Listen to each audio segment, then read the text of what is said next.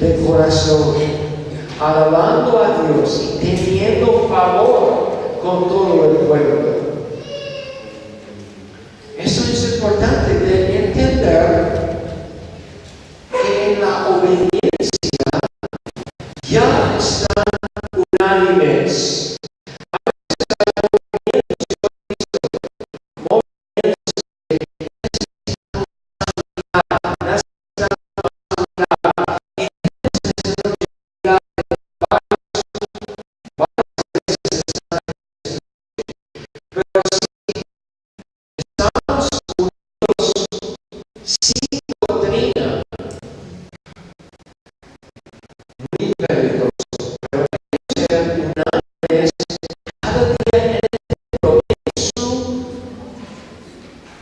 Adoración, así eran unidas, partiendo el pan en las casas, comían juntos con alegría y sencillez de corazón, alabando a Dios y teniendo favor con todo el pueblo. Y miren lo que pasó, portándose así. Y el Señor añadía cada día a la iglesia los que habían de ser salvos. Eso era Dios sobre la salvación de almas. Sí es. Y la salvación viene a través de los medios que Dios ha ordenado. Y los medios que Él ha ordenado es la adoración bíblica de Él, la predicación de su palabra aplicada a corazones, y a través de las oraciones de los santos. No hablo de los santos muertos, sino santos aquí. Él obra, Él ha decidido de obrar en nuestro mundo en esta manera.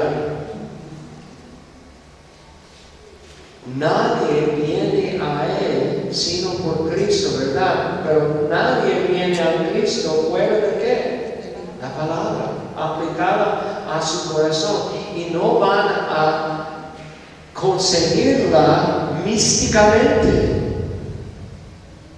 No van a tener una escrita en el cielo. ¿Cómo va a llegar el Evangelio al mundo? ¿Cómo llegó la palabra a ti? Por una palabra hablada de labios de hombres a tu corazón. Posiblemente un amigo, un vecino, quién sabe cuál. Y Dios ha ordenado los medios para alcanzar almas.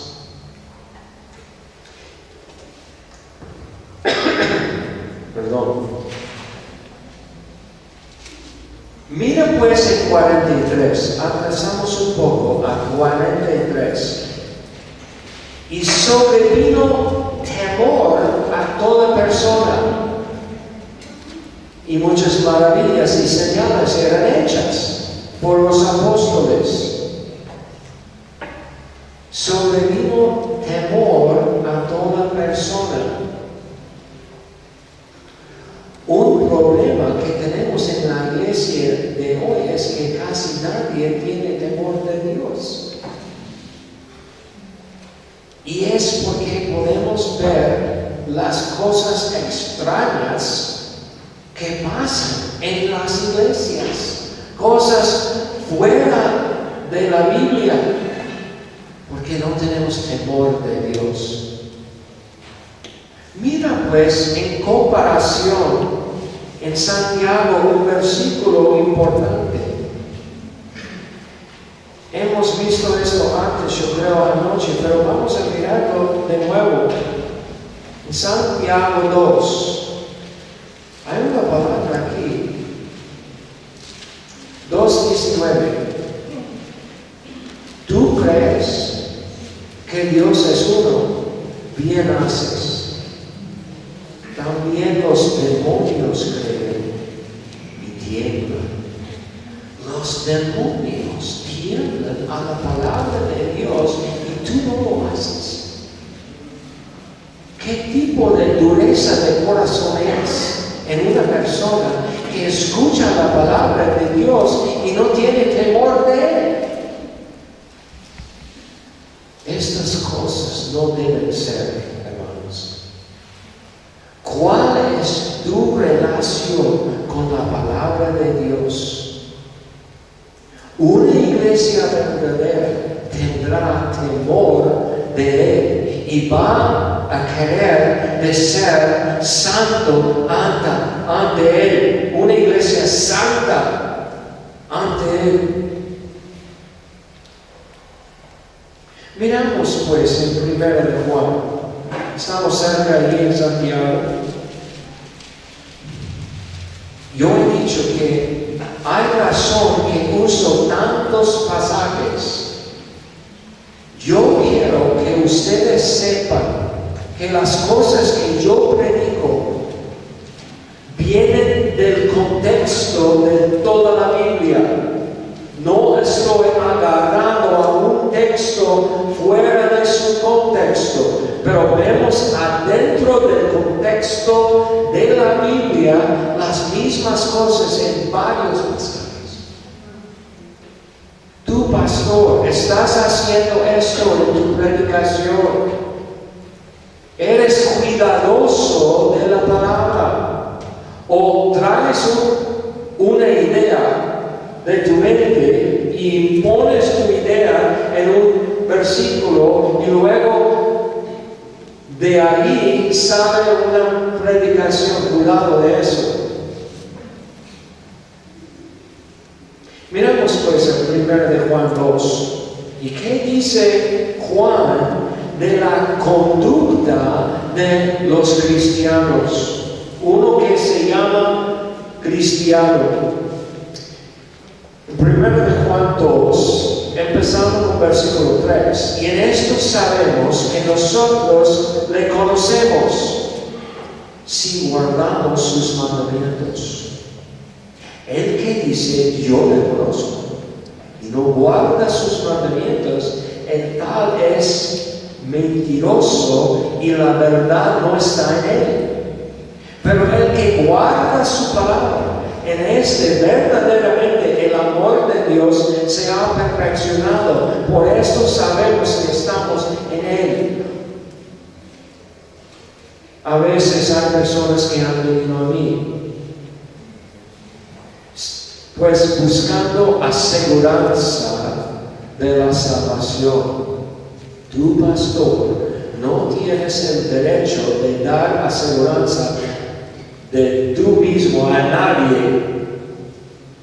Eso es la obra del Espíritu Santo aplicando la palabra ya creída en la vida del creyente.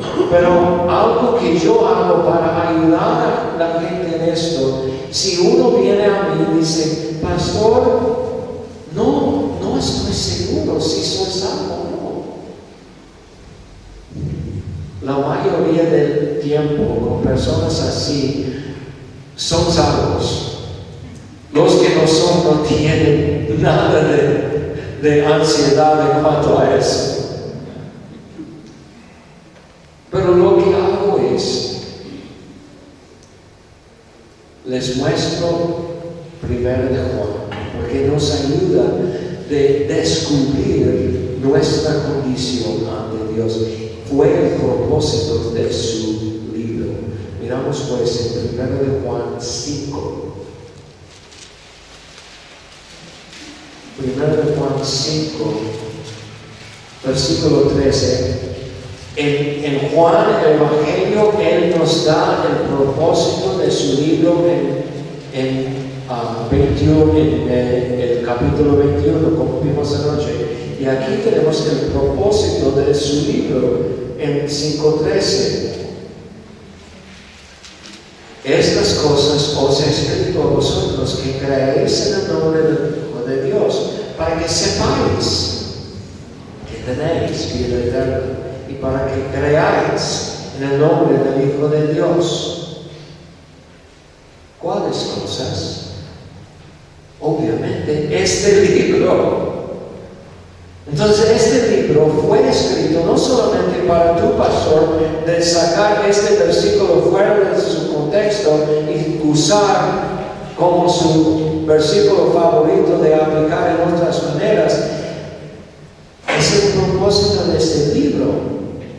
Entonces, podemos usar el libro de 1 de Juan para descubrir la condición de mi corazón. Y hay varios exámenes aquí, y hemos visto uno en capítulo 2. No vamos a escudriñarlo mucho en este tiempo, pero aquí está.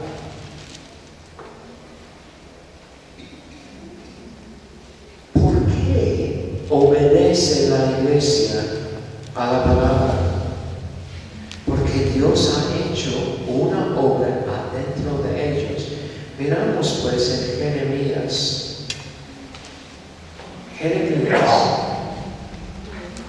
Regresando al Antiguo Testamento, el Antiguo Testamento enseña del mismo Cristo del Nuevo Testamento. Esto es importante entender en nuestro estudio. Jeremías 32.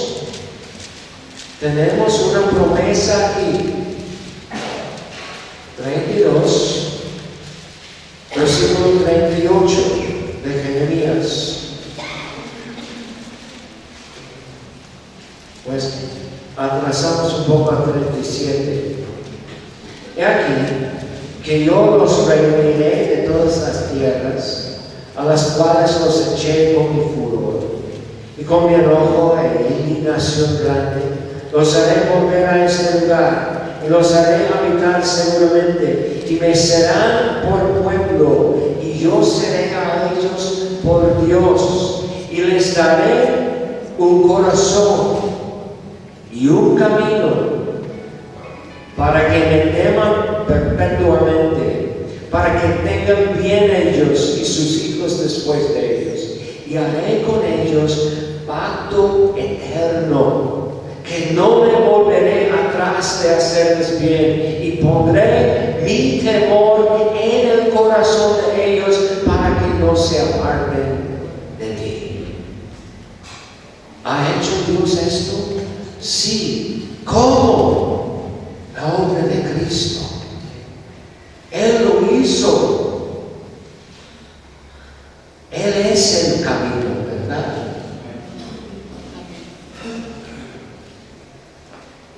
Miramos a otro pasaje también, Mateo 25. Una iglesia obediente, vemos en Mateo 25.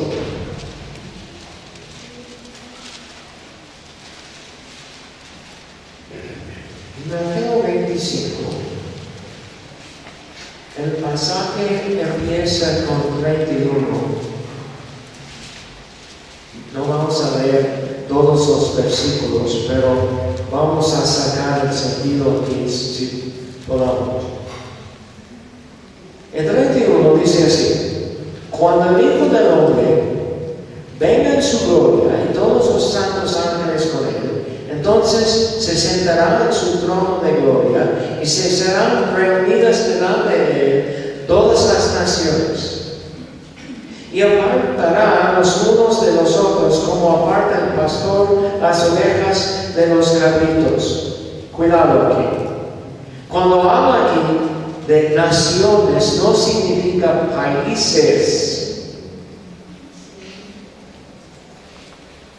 Yo he escuchado a predicadores que dicen, pues esto es un juicio de países.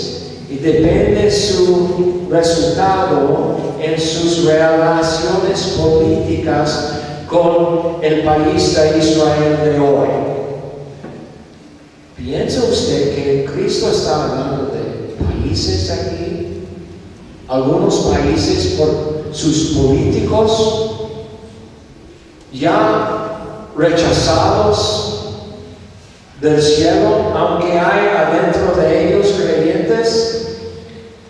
No, hermanos. Esto está, la palabra que significa naciones está hablando de gentes, todas las étnicas. Es la palabra griega de etne, que tiene que ver con las tribus de los indios, cualquier grupo de los gringos, yo puedo llamarme eso. Todos los grupos étnicos de México, hay varios, ¿verdad? Los Tarahumara, los Mayo, los Maya, Náhuatl, conozco a varios, y también hay, pues, los mexicanos y los peruanos y los africanos y los rusos y los chinos, pero está hablando de toda la gente, de todo el mundo allá en el juicio, separados. Y aparte el pastor, las ovejas de los cabritos. Y pondrá las ovejas a su derecha y los cabritos a su izquierda. Entonces el rey dirá a los de su derecha: venid, benditos de mi Padre, heredad del reino preparado para vosotros desde la fundación del mundo. Porque tuve hambre y me disteis de comer, tuve sed y me disteis de beber, fui forastero y me recogisteis, estuve desnudo y me cubristeis, enfermo y me visitasteis, en la cárcel y vinisteis a mí. Entonces los justos le responderán diciendo: Señor, ¿cuándo te vimos hambriento y te sustentamos, o sediento y te dimos de beber? Y cuando te vimos forastero y te recogimos, o desnudo y te cubrimos?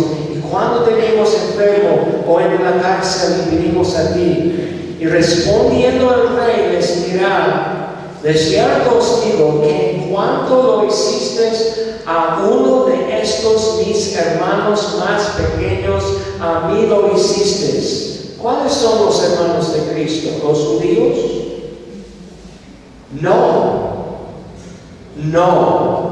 Él está hablando de sus hermanos, y él dijo que sus hermanos y su mamá eran los que obedecen a él, que escuchan a su palabra. Somos nosotros los hermanos de Cristo. Y entonces él está hablando de nuestro comportamiento en cuanto a otros creyentes. Aunque es buena cosa predicar en la cárcel, él no está hablando de ministerios a homicidios y peor que están allí. Es una buena cosa y debemos predicarles el evangelio, pero en este pasaje él no está hablando de eso. Él está hablando de creyentes puestos en la cárcel y nuestro cuidado para ellos. ¿Cómo puedo decir esto? Pues vamos a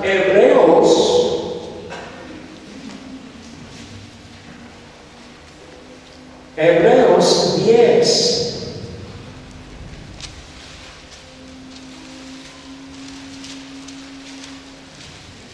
En Hebreos 10 tenemos algo muy interesante aquí, en versículo 32. Hablando el escritor de Hebreos, pero traer a la memoria los días pasados, en los cuales, después de haber sido iluminados, sostuvisteis gran combate de padecimientos. Por una parte, ciertamente con vituperios y tribulaciones fuisteis hechos espectáculo, y por otra, llegasteis a ser compañeros de los que estaban en una situación semejante, porque de los presos también os compadecíais vencisteis y el despojo de vuestros bienes sufristeis con gozo, sabiendo que tenéis en vosotros una mejor y perdurable herencia en los cielos. ¿De quiénes está hablando? De creyentes perseguidos. No está hablando de ministerios a la cárcel. Es buena cosa, sí, pero no viene de este pasaje. Regresando a Mateo, de los con hambre, los con sed, los desnudos, está hablando siempre aquí, como dice Cristo. Os digo que en cuanto lo hicisteis a uno de estos mis hermanos más pequeños, a mí lo hicisteis. ¿Cuál es tu relación con cristianos perseguidos? Yo sé que hay formas de persecución aquí en México y también en los Estados Unidos. ¿Saben ustedes que es más fácil hoy para mí venir a México y predicar aquí en lugares públicos que en los Estados Unidos? En realidad es así.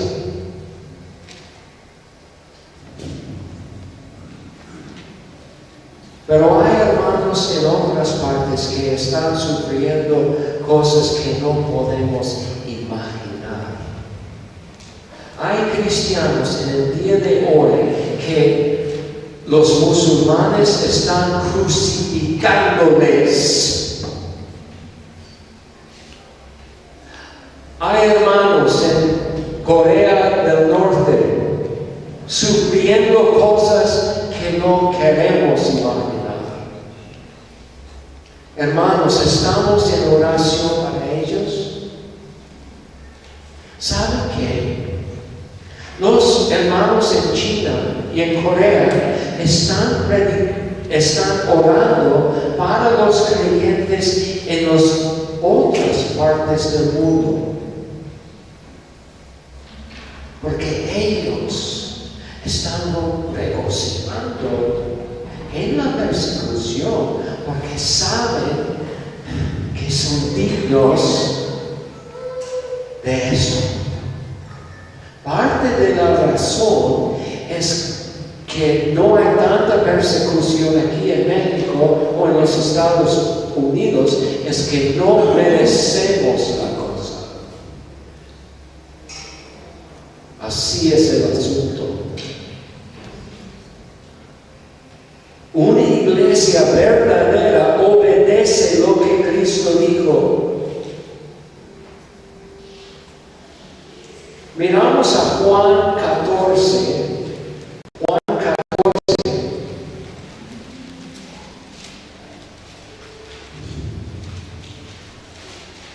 Versículo 15. Y dice Cristo así, y casi igual que leímos en 1 de Juan, pero en 14:15 dice: si me amáis, guardad mis mandamientos. Si me amáis, guardad mis mandamientos. Uno que dice que ama a Cristo y rehúsa de obedecerlo, hipócrita es. Entonces, ya vemos que una iglesia verdadera va a obedecer a Cristo. ¿Cómo? Pues podemos empezar en disciplina adentro de la iglesia. Como hablé antes, hay disciplina formativa y también hay disciplina correctiva. Pero hablamos primero de formativa.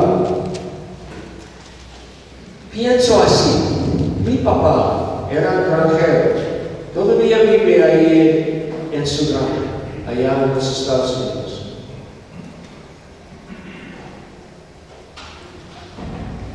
Cada mañana nos levantamos en la madrugada para cuidar a los animales y también de arreglar las cosas, las máquinas como los tractores, tenerlos listos para ir al campo cada mañana.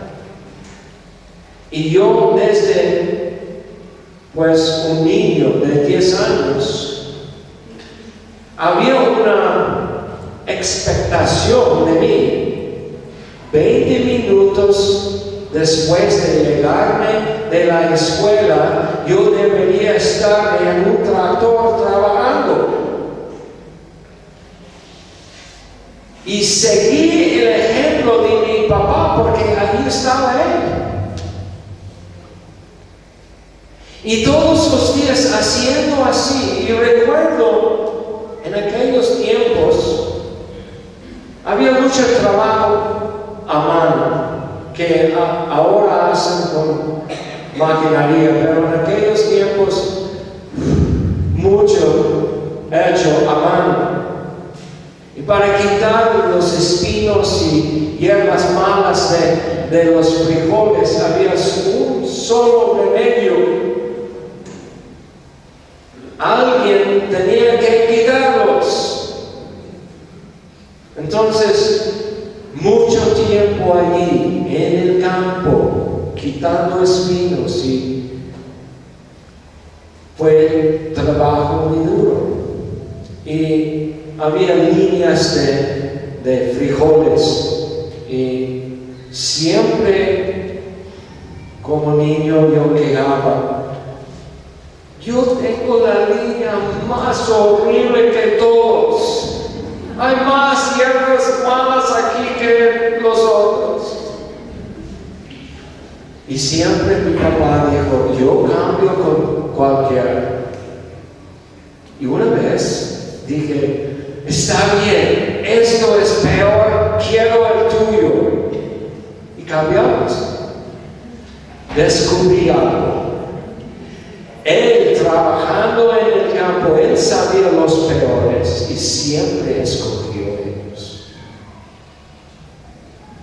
Y ya en su línea de frijoles aprendí algo.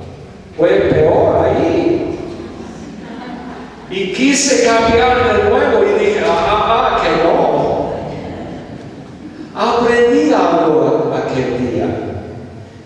En disciplina formativa, de quedarme allí y hacer el trabajo. Y a veces necesitamos eso. Y eso es porque vivimos semana en semana, domingo en domingo, a veces en la noche, a veces durante el día, aprendiendo de la palabra nuestra manera de vivir. Y es disciplina formativa. Pero a veces en la iglesia también hay problemas. Yo sé que no hay problemas en las iglesias representadas aquí. Estoy hablando hipotéticamente.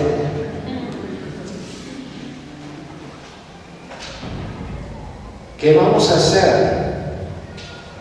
Pues los puritanos, su actitud fue, en cuanto a un grupo que quisiera llamarse una iglesia, ellos dijeron: necesitan unas cosas a lo básico. La predicación de la palabra tiene que seguir allí. También tienen que celebrar las ordenanzas de bautismo y la cena del Señor, básico. Otra cosa, disciplina bíblica. Porque dijeron los puritanos que una iglesia llamada que no practica disciplina entre sus miembros no es. Y en poco tiempo no será. Tenemos ejemplos de disciplina correctiva en la Biblia y vamos a mirar cómo hemos basado nuestro estudio en Hechos. Vamos a empezar en Hechos de nuevo. Hay un caso aquí en Hechos 5 de disciplina correctiva. Versículo 1 dice así: pero cierto hombre llamado Ananías, con Safira su mujer, vendió una heredad y sustrajo del precio, sabiéndolo también su mujer, y trayendo solo una parte, la puso a los pies de los apóstoles, dando la impresión que fue todo, para atraer atención a ellos. Mira pues, Ananías y Zafira, tan santos que son, han vendido todo.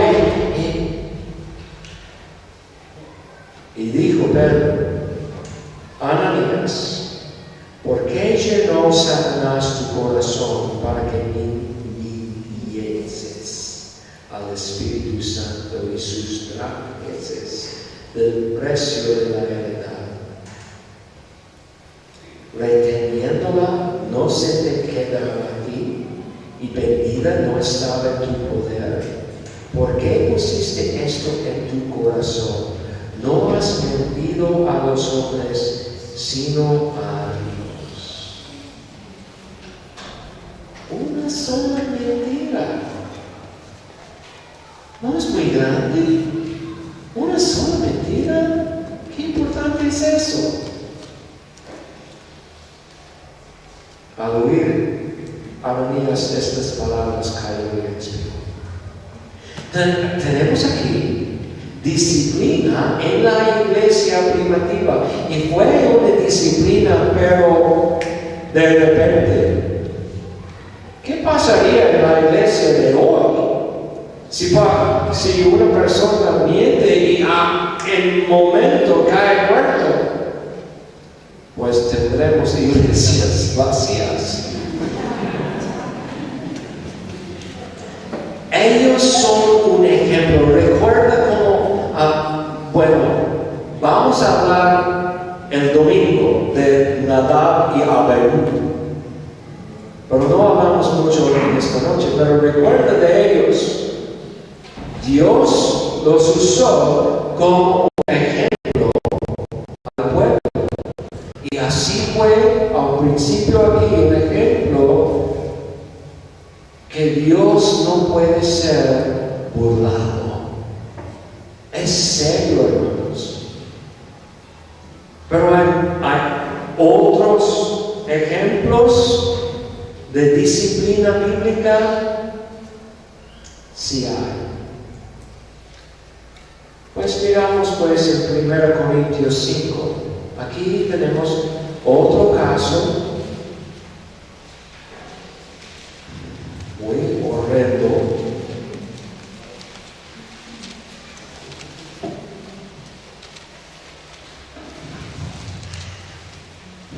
Versículo 1, 1 Corintios 5. Sabemos que la iglesia en Corinto tenía muchos problemas, ¿verdad? Era una iglesia con problemas. Por eso escribieron ellos una carta a Pablo con varias preguntas. ¿Qué de esto? ¿Qué de esto? ¿Qué de esto? Y ahí vemos sus respuestas. Y él dice: de cierto, se oye que hay entre vosotros fornicación. Y cada fornicación ni aún se nombra entre los gentiles. Mira que Pablo no nombra de los corintios gentiles. Ellos son parte del pueblo de Dios. Dios ha salvado a ellos. Son parte de su pueblo. Tanto que alguno tiene la mujer de su padre. Aparentemente se juntó con su madrastra. Increíble.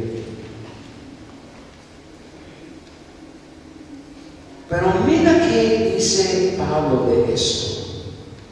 Él no, pues habla de la persona que lo hizo, pero su furor cae sobre la iglesia misma, porque ellos son responsables. Mira que dice, y vosotros estáis envanecidos. ¿No debierais más bien haberos lamentado para que fuese quitado de en medio de vosotros el que cometió tal acción? Él está diciendo que la iglesia total es responsable para lo que pasa adentro de la iglesia en las personas allí. No es solamente la responsabilidad del pastor de confrontar tales cosas. En realidad, yo como pastor, yo digo que a veces soy como un hongo. Estoy en el oscuro y no escucho nada hasta que llega la luz. Porque la iglesia, los miembros, conocen mejor a veces los asuntos de sus vecinos. Y no es un caso de apuntar el dedo. Pero amor para la otra persona de ayudarle y decirle, hermano, ¿qué estás haciendo?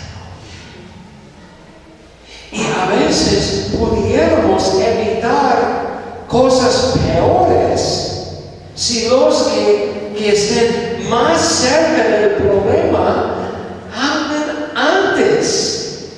Viendo que hay uno que posiblemente está desviándose un poco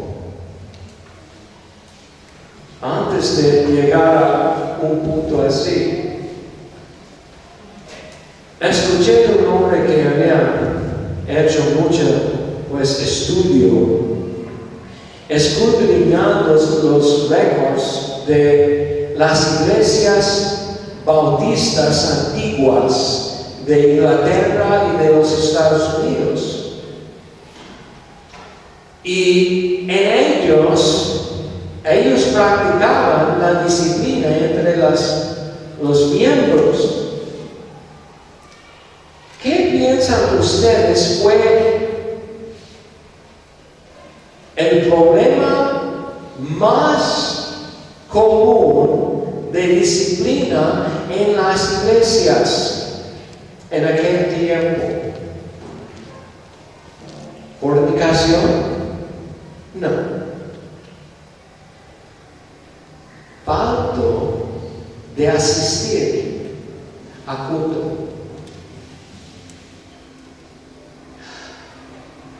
Fue tan importante a ellos y toman en serio membresía en una iglesia local que uno que era miembro debe estar allí. Y si no, ¿por qué? ¿Está enfermo? Cuando alguien no está ausente de su culto, ¿qué hacen ustedes? ¿Qué hacen nosotros? ¿Qué hacemos? La mayoría del tiempo no hacemos nada. Está aquí, allá. Tiene visitantes. ¿Quién sabe qué? Una excusa. Hermanos, amamos suficientemente a nuestros miembros del mismo cuerpo de una iglesia local que queremos que todas las partes estén saludables.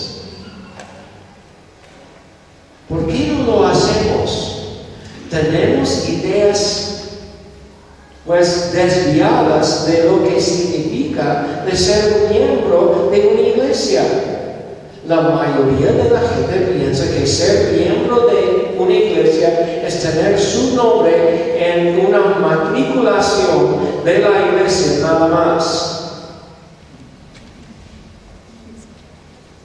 Pues yo tengo miembros de mi cuerpo: dedos, manos, brazos, ojos, y yo sé dónde están todos. Y si uno fuera ausente, fuera algo muy extraño, ¿verdad? Y si hay un problema con una parte de mi propio cuerpo, ¿qué voy a hacer? Voy al doctor. Doctor, tengo un problema con mi oído, o tengo un problema con mi ojo. ¿Por qué? Yo cuido a mi cuerpo. No parece, pero sí.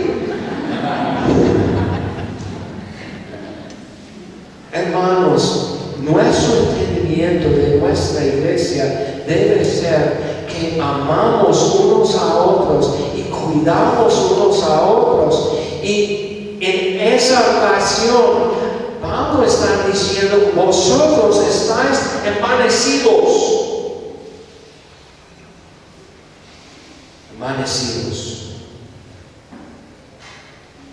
Miramos pues en Mateo 18. Yo creo que ustedes ojalá sepan de esto. Mateo 18. Allí Cristo habla de disciplina, ¿verdad? En Mateo 18.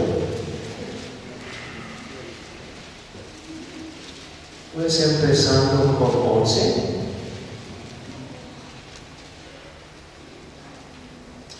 Porque el Hijo del Hombre ha venido para salvar lo que se había perdido.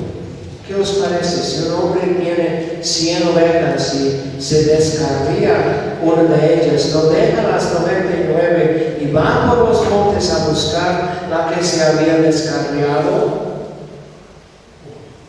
Si acontece que la encuentra, de cierto os digo, que se regocija más por aquella que por las 99 que no se descarriaron.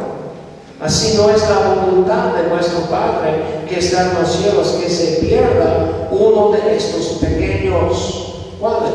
Sus ovejas. Por tanto, ya es el punto del pasaje. ¿Han visto el contexto aquí? Él está hablando de buscar a ovejas perdidas. Este pasaje no está hablando de la salvación, como usamos muchas veces. Está hablando del pueblo de Dios. Porque dice, por tanto, esto es el punto, dice. Si tu hermano peca contra ti, ve y repréndele estando tú y él solos. Si te oyere, has ganado a tu hermano. No dice aquí, si hay problema entre tú y tu hermano, va primero a su pastor. La disciplina dentro de la iglesia empieza entre dos miembros, empieza allí. ¿Amas a los otros miembros suficientemente de hacer esto? ¿O recibir esto?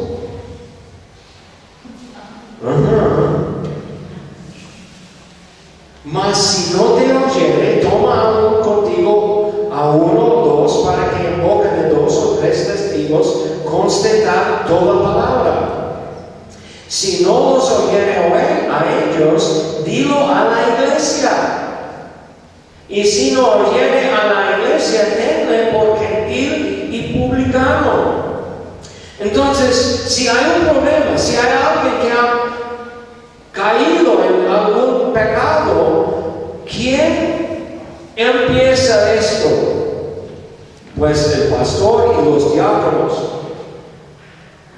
No, el que oye primero.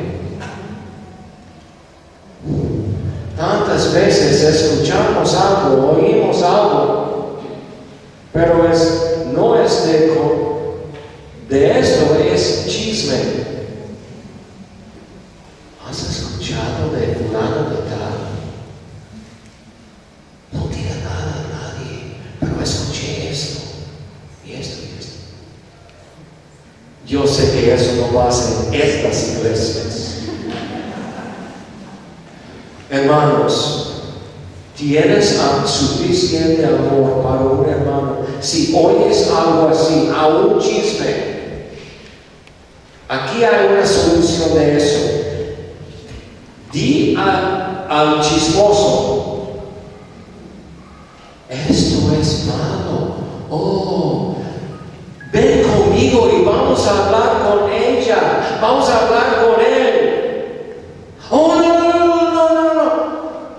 Y eso no, yo no debería escuchar esto de ti.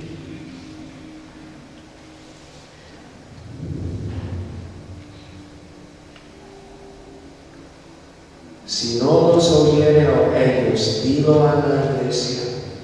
Y si no oyere a la iglesia, denle por gentil y publicano. Entonces, ¿qué significa esto? Si la persona rehúsa arrepentimiento, si la persona dice, déjame en paz, estoy contento aquí, viviendo como vivo, y rehúsa aún escuchar a la iglesia, necesitamos tratarle como si fuera perdido. ¿Cómo tratamos a los gentiles y publicanos? Predicamos el evangelio a ellos.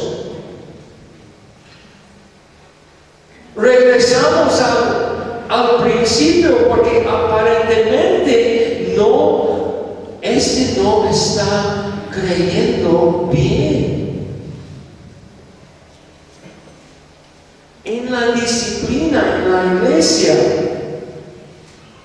no es algo de vamos a buscar a quienes podemos rechazar de membresía hoy. Es algo de tristeza, hermanos, cuando eso pasa. Pero pudiéramos evitar mucho de eso si hablaríamos más temprano para evitar tales cosas.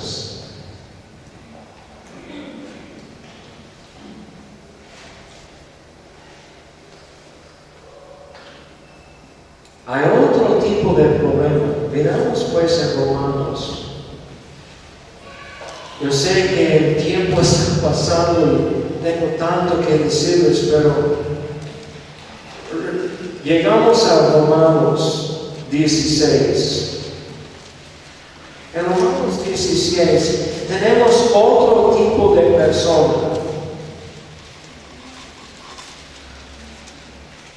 En Romanos 16, versículo 17 dice esto: mas os ruego, hermanos, que os fijéis en los que causan divisiones y tropiezos en contra de la doctrina que vosotros habéis aprendido, y que os apartéis de ellos.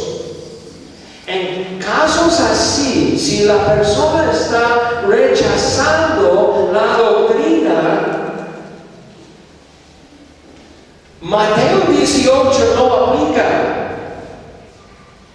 Mateo 18 es algo entre hermanos. Pero una persona que rechaza la doctrina de la iglesia, debemos confrontarle inmediatamente, en un momento. ¿Por qué? Un lobo rapaz puede entrar y hacer mucho daño en poco tiempo. Entonces, a veces hay algunos que dicen, pues, sí, yo sé que es hereje, pero no han hecho Mateo 18, entonces no podemos decir nada ahora. No, hermanos. En casos así, ¿qué dice Pablo? Pues regresa a Mateo 18, no, él dice que os fijéis en los que causan divisiones y tropiezos en contra de la doctrina que vosotros habéis aprendido y que os apartéis de ellos.